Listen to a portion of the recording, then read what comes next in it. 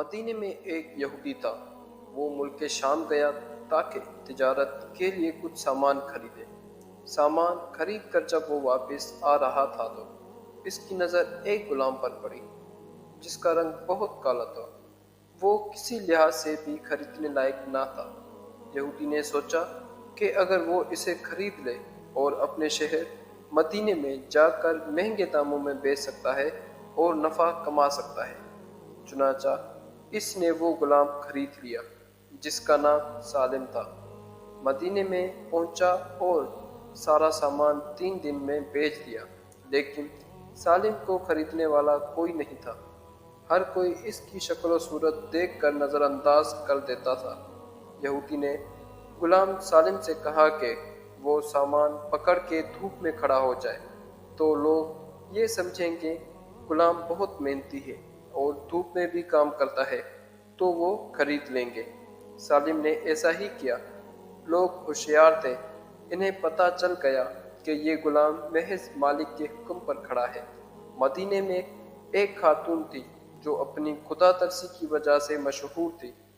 انہوں نے جب غلام کو دیکھا تو اسے خرید لیا۔ اس خاتون کا نام فاطمہ تھا۔ مکہ سے ایک صحابی مدینے آئے جن کا نام حذیفہ تھا۔ لوگوں نے انہیں مشورہ دیا کہ فاطمہ بہت پاکیزہ اور خدا ترس خاتون ہے، آپ ان سے شادی کر لیں۔ حذیفہ نے تسلیم کر لیا اور فاطمہ سے شادی کر کے واپس مکہ روانہ ہو گئے۔ سالم غلام بھی ساتھ چلا گیا۔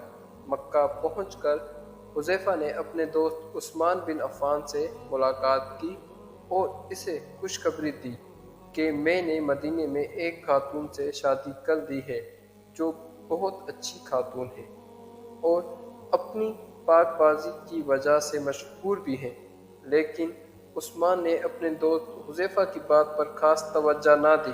اسے بے رخی کی وجہ سے حذیفہ کو رنج ہوا اور انہوں نے اپنے دوست سے اس کی وجہ پوچھی تو سیدنا عثمان رضی اللہ تعالی عنہ نے بتایا کہ میں اسلام قبول کر چکا ہوں اور تم مسلمان نہیں ہو، لہٰذا ہماری دوستی نہیں لے سکتے۔ حذیفہ جانتے تھے کہ عثمان بہت سمجھدار انسان ہے، وہ کوئی بے فائدہ کام نہیں کر سکتے، لہٰذا اپنے دوست کو کہا کہ میں بھی اسلام قبول کروں گا اور اپنی زوجہ فاطمہ اور غلام سالم کے ساتھ اسلام قبول کر لیا۔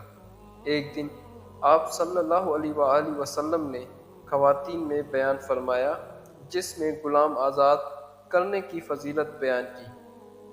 فاطمہ نے گھر آ کر سالم کو آزاد کر دیا، لیکن سالم نے کہا میرا ملک شام بہت دور ہے، آپ لوگ بہت اچھے ہیں، اس لیے میں آپ کو چھوڑ کر نہیں جاؤں گا۔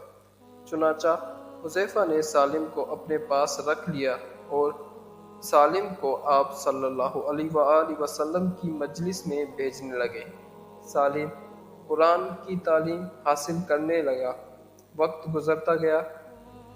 ایک بار یوں ہوا کہ وہ مسجد میں قرآن پڑھ رہے تھے کہ آپ صلی اللہ علیہ وآلہ وسلم تشریف لائے اور ان کا قرآن سن کر کہا تمام تعریف اللہ کے لیے ہے جس نے میری امت میں سالم جیسے لوگ پیدا کیے۔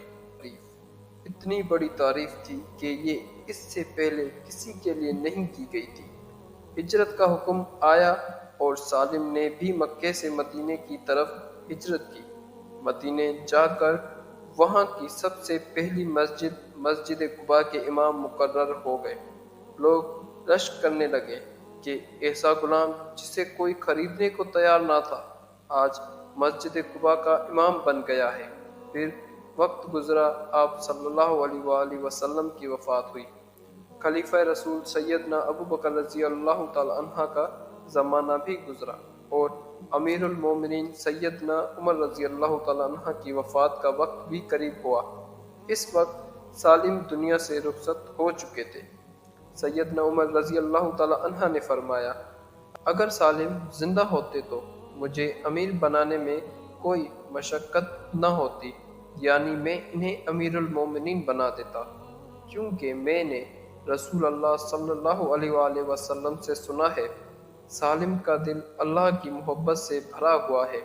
سبق یہ ہے کہ قرآن کے ذریعے لوگوں کو عزت بھی ملتی ہے اور ذلت بھی۔ جو قرآن سیکھ جاتے ہیں انہیں اللہ تعالیٰ ایسی حکمرانی عطا کرتا ہے کہ وہ لوگوں کے دلوں پر حکومت کرتے ہیں۔ سالم جن کو کوئی غلام کی صورت میں خریدنے کو تیار نہ تھا، انہیں قرآن نے کیسی عزت سے نوازا۔ دوستوں، کہانی سنانے کا مطلب یہ ہے جو اللہ کے نبی اور اس کے کتاب قرآن کی تعلیم حاصل کر لیتا ہے تو اللہ پاک اس کو دنیا اور آخرت میں عزت سے نوازتے ہیں۔ تو ہمارے ایسی ویڈیو کو ضرور لائک اور شیئر کیا کریں، اس سے حوصلہ افزائی ہوتی ہے۔ شکریہ، اللہ حافظ، ملتے ہیں۔